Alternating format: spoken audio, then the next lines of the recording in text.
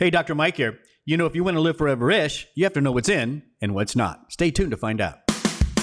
You're listening to Live Foreverish, a show dedicated to helping you live just a little longer. Here's your hosts, Dr. Mike and Dr. Crystal Gossard. All right, welcome to Live Forever-ish. So, Dr. Crystal, this is an important in and out for us, right? We like to live forever-ish. People know that, strong and vibrant. And so there's three things we want to do and one thing we don't want to do or avoid, right? That's right. And so we're going to start with in number one, and I think this is pretty big.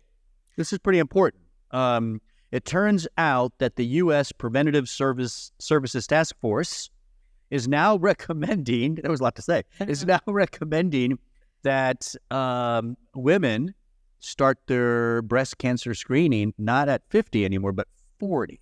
Right. And so we're in August 2023. This came out in May. The task force released this proposed update.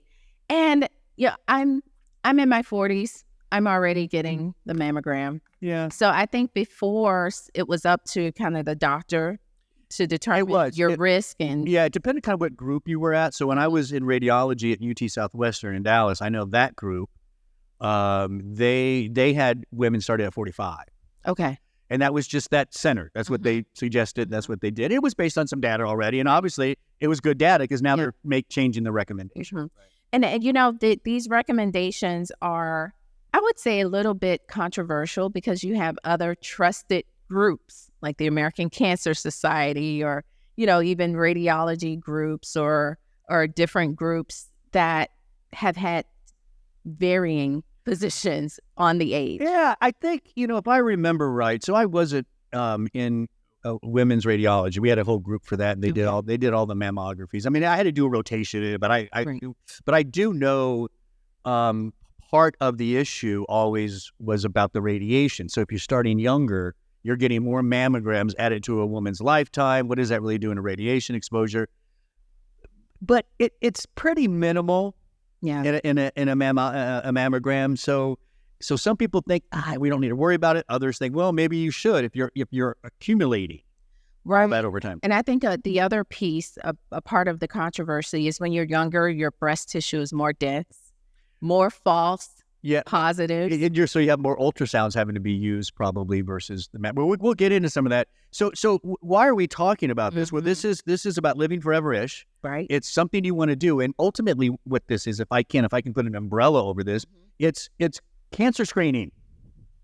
Breast, colon, all the things we can do, right? Because there's no doubt early detection is the best way to survive a cancer. Right. And ideal screening programs find invasive cancers when they can be easily treated. Yeah. Yeah. I mean, cancers that if you waited another 2 or 3 years, it's almost too late. That's right. Right. So so that's why this isn't it. Right? It's not just about breast cancer screening. I think that's kind of the umbrella. But bringing it back to the breast cancer screening, mammography is still going to be, even for most women at age 40, that's still going to be the go-to. But as you mentioned, the younger the woman, the greater chance she's going to have ultrasound, right? As well. They usually do both. They do, yes, and so I think we have just kind of some steps when you kind of think about the different screening options, and we can walk through some of those. But yes, you're right. The ultrasound combined with the mammogram, I'm dealing with that now. Yeah. I had a mammogram last week. Yeah. I didn't bring my ultrasound prescription. No, they are two separate scripts from your doctor, two separate appointments in the system. Yeah. So I have to go back next week for the ultrasound piece. Okay. But it's not too bad. It's okay. So you mentioned steps. These are kind of like preventative steps, right? So the first one is just being familiar with your own body. Right. Yes. Don't wait for the yearly, that my gynecologist also performs the clinical breast exam during that exam. Don't wait for that. Yeah. You have to be familiar with kind of the grooves and the lumps and the bumps. You do. I mean, that's how you know. You feel something like, oh, I felt that since I was 15. It's like exactly right. And so it's important to know your own body. And the same thing goes for men with testicular cancer, stuff like that.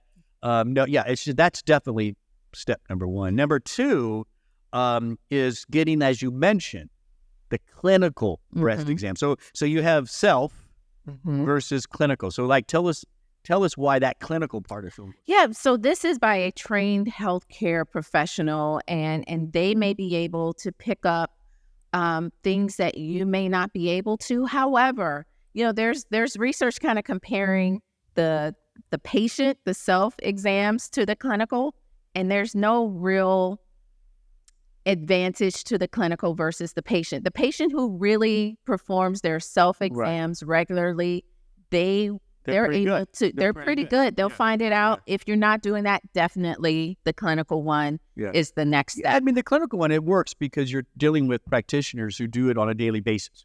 So they're able to get more sensitive to small things and stuff because they do it all the time. Right. So that's important. And then of course number 3 is getting the mammography. And now maybe the recommendation is going to be starting at 40. We were already doing it at 45. You started yours in your 40s. I did at 40. My doctor said, I know. And so it was surprising when I saw this 40. I was like, I'm already getting it at 40, but who knows why? My doctor said that maybe because I'm African American, and so that puts me in a different category as far as increased risk for breast cancer. But I started when I was 40, and now my doctors, both of my general care practitioner, my gynecologist, I have multiple scripts on my dresser, and they're all like, "You better go."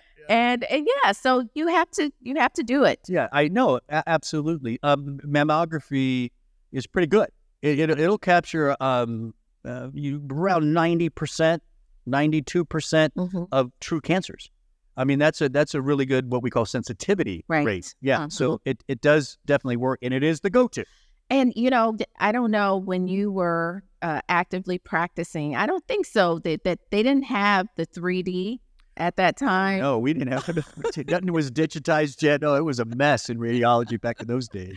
Right. So, that's another option. I read recently about 3 out of every 4 imaging centers now have that technology. Yeah, digital 3D technology has revolutionized radiology. I remember we used to be in these dark rooms.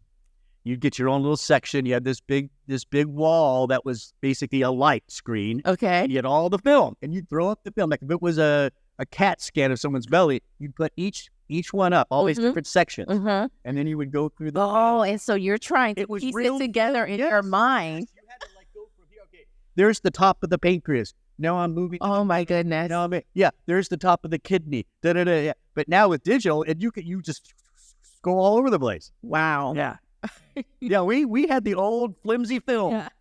And then there's thermography. It seems like I hit a touchy subject. It doesn't work. There's no, let's be honest, there's no evidence that thermography has any sensitivity towards detecting cancer. Right. So what do you think about complementing that with mammography? Why?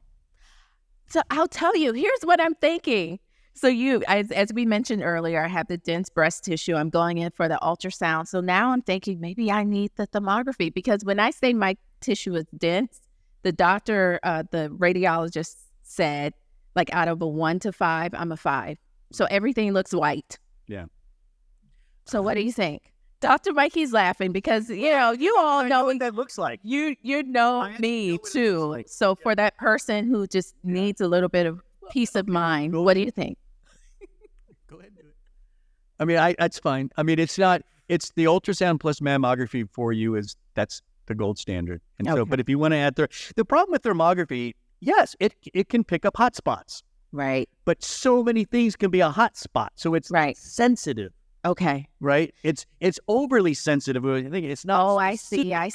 Yeah, and just to clarify, when Dr. Mike says hot spots, if there's a cancer there, that tissue is metabolically active. And you can pick it up. And it shows up as, I guess, like heat. It does. On the thermography. Any cells that are dividing quickly, where if there's what's called angiogenesis. Oh, yes. Or blood flow. Yeah, it just picks that up. But a bruise could pop up. A cyst pops up. So when you're doing these screenings, there's two major words. There's specificity and sensitivity. Sensitivity is being able to pick up a hot spot. Thermography is great at that. It has high sensitivity, but it's not specific to cancer. So if you get a hot spot, guess what you're going to have to get anyways? A mammogram. Right. So it doesn't really matter in the long run. Okay. I get it. That makes sense, Dr. Mike. I am all about wise information. Okay, that's good. I think you're telling me to go on. That's fine. Let's go on. So that's great. So that's a big end. And I think we end this in by saying it's really about cancer screening. Right. If there's a good gold standard, go do it. Yeah, I got a colonoscopy coming up. Oh, I haven't scheduled it yet. That's a good clean out. I haven't scheduled it yet. You feel like you're just walking on clouds after that. Oh, exciting. That's the plus. Yeah, okay. All right, let's go on to, I love this one, end number 2, all right? This is what you want, happiness. I know, don't we all have to be happy? Yeah, happiness. There's actually a huge, what's called longitudinal study, right? That's basically following a bunch of people, measuring 1 or 2 variables for many, many, many, many years. And this one, I think, was 85 years. 85 years. Started in 1938. Yeah. During the Great Depression. 3 generations of people now included in this happiness study. Tell us what they found. Yeah, so and it's Dr. Mike mentioned the longest or most comprehensive happiness study ever conducted. And the director of the study found 2 big findings. Okay. One, taking care of our health makes us happy or contributes to well-being. Sure. And warm connections with other people or good relationships. The warm connections or good relationships was the strongest predictor of who was going to be happy and healthy as they grew old. We talked about that. Isolation in the elderly population is horrible. And loneliness. Loneliness, isolation. It makes anything that they have, whether it's arthritis, a little bit of mild cognitive impairment, you throw in isolation, loneliness, it's all worse. Now I'm feeling emotional. And I get sad. I want to. Okay, so first let's look at the first one. Right. So taking care of your health. This makes sense too because one of and I was told this by a behavioral psychiatrist years and years ago, who worked a lot with people with addictions, and he was talking about smokers. And we know that smoking is bad physically. I mean, it puts you at risk for just about anything. But he also said one of the biggest impacts it had on a daily basis, somebody, was people who were smoking, they knew they shouldn't be, and it made them anxious about their lives. And they would always be very anxious about, oh, I smoked again. And that's just not a way to live. Wow. And probably the guilt. Yeah. So taking care of your health is, I think, included in that is if you got some bad habits, let's work on those bad habits. Because when you are able to conquer those, feel so much better. You do feel good. You know that you're doing the right thing for your body when you are eating right, when you're exercising, But when you're not doing it, when you're following that bad habit, you wake up in the middle of the night, oh, I had that whole pack again, or whenever that is. Right. You shouldn't be doing. So I like that. One interesting point that the researchers noted, achievement or a good career, it just doesn't make people happy. At the end, and people in their 80s, most of the workaholics, right? It's basically, the studies showed that they had a lot of regret. Yeah. Right? Achievement, work, that kind of stuff. I mean, listen, we're not saying don't try things and go for it, but don't lose your connection to people, to family, to friends, because so many do. Yeah. I like the one thing about warm connections. I like the way that I like that warm connection thing, but just let's make it clear. What that means is genuine, true relationships, not just acquaintances. Yes. Right? Really having 2 or 3 people that you spend true quality time with. Yes, that care about you care about them. Yeah. You have a sense of security, maybe even confidant. Yeah. Someone to get in trouble with as you get older. Right. Yeah. No, that's great stuff. So happiness. And so, that's definitely an end. Part of living for age. We talk a lot about the physical, don't we? Right. Don't get a heart attack. That's living for, so take your magnesium or what. Absolutely. Happiness, connections.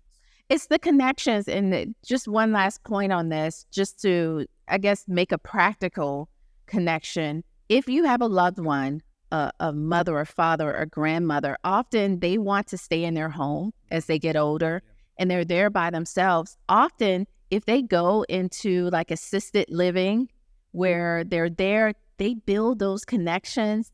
Sometimes it's better. It's better. Yeah. I have seen people where they're happier. Yeah. And It's a really good point. I'm not going to say her name, but my next door neighbor, she's 88. Her husband passed away several years ago. She's been by herself in that home. She does not want to leave that home. But I think you make a good point, because when I do see her and stuff, she just has so much to say. Because she hasn't said anything to anybody. Now, she has a daughter that comes as the daughter tries. Yeah. But she has her own life too, right? I mean, it's hard. But whenever I see her, she's just like, oh, did you see that duck up there? Or did you see what are they doing on that roof over there? I mean, just everything just comes out. Yeah. And so me and my son Nate, we just love her. We just that's so good, Dr. Mike. Oh, she bakes us scones. Oh, well, another reason. Yeah. So Nate's like, yeah, we're listening.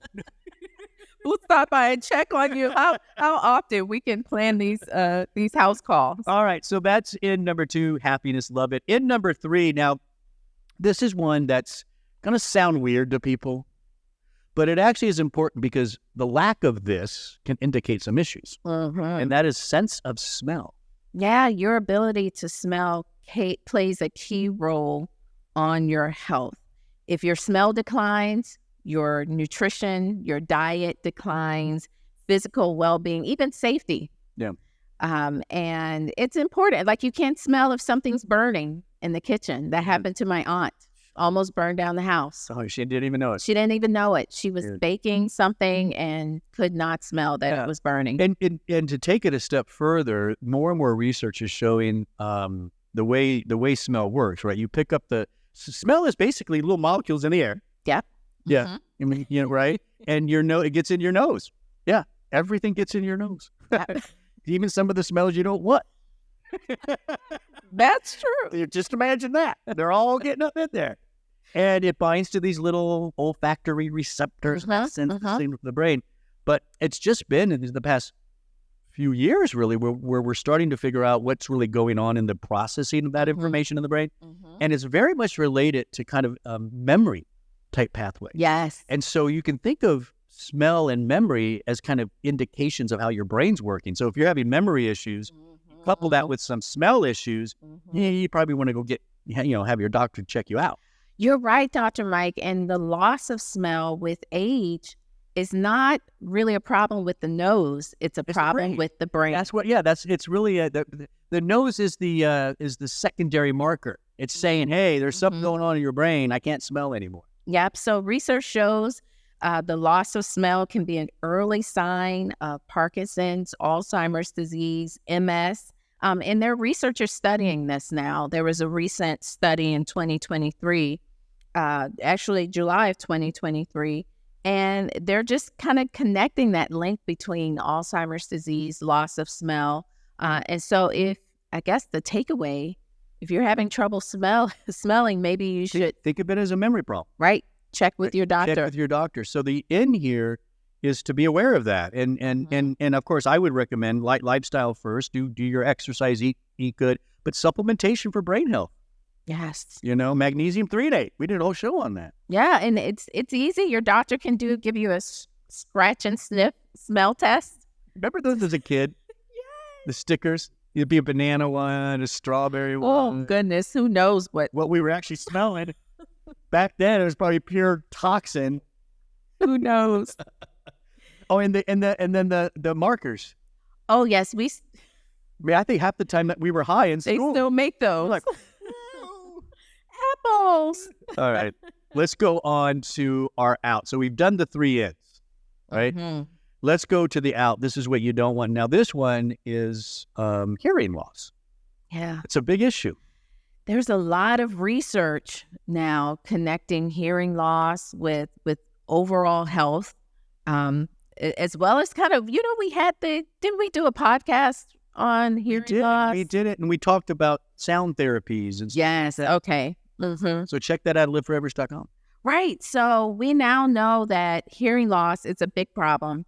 And I think it's going to get worse as the years progress with all the earbuds and I wonder about that, right? Yeah, I think if you're looking for a career in the future college kids, audiology. Get into audiology, because I think we're all going to be deaf. I mean, there was a time not that long ago when we didn't have any of that stuff. Mm-hmm. The first thing that came out were the big ones, and those weren't as bad because now you're putting them into your ear canal, and I could hear some of the music.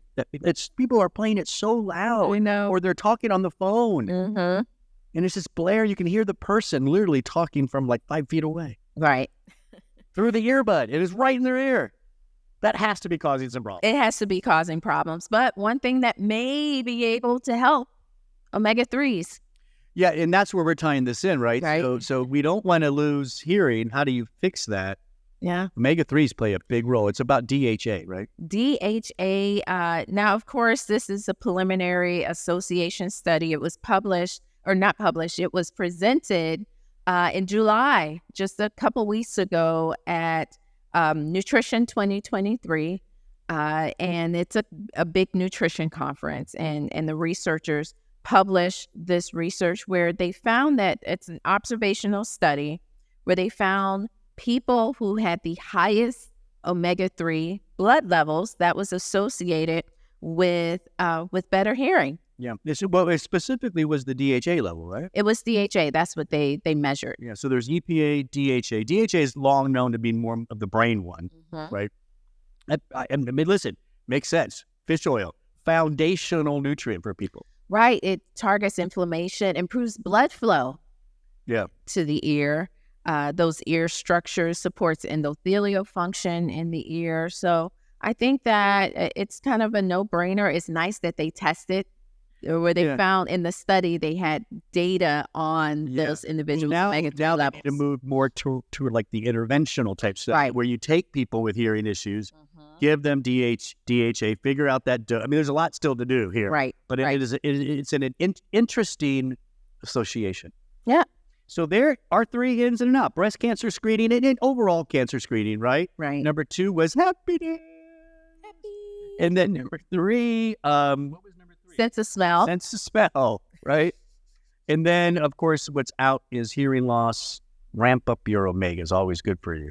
I've increased my omegas from 2 to 4. Remember I told you that? Oh, yes. I do 4 soft chews now. Been doing it for a couple months. I've been asking Dr. Mike to do this for years. I know. And I just decided out of nowhere. Good. Thank you. I appreciate that. Hey, so our sponsor, Life Extension, because we have such a great audience and we really appreciate you, and they appreciate you as well. They have a special discount code for you, 10% off your entire order at lifeextension.com. When you check out, you simply just put in the discount code podcast. That's it. Easy to remember. 10% off podcast. Go check that The out. entire order. Yeah. Yeah. You order what you want. Go check out up with your cart, and at the very end it says discount code. You put in podcast, 10% off right there. Lifeextension.com. Don't forget, all of our podcasts are up at liveforeverish.com. Yep. When you're there, check them out. There's a whole bunch. We always forget how many there are. I don't know. I can't keep track how many there is. A lot. There's a lot there. But when you do, download, like, share, comment. We like to hear from you. And subscribe so you never miss a show. You can also give your email and join Life Extension's newsletter, which is really good. That's liveforeverish.com. I'm Dr. Mike. Thanks for listening.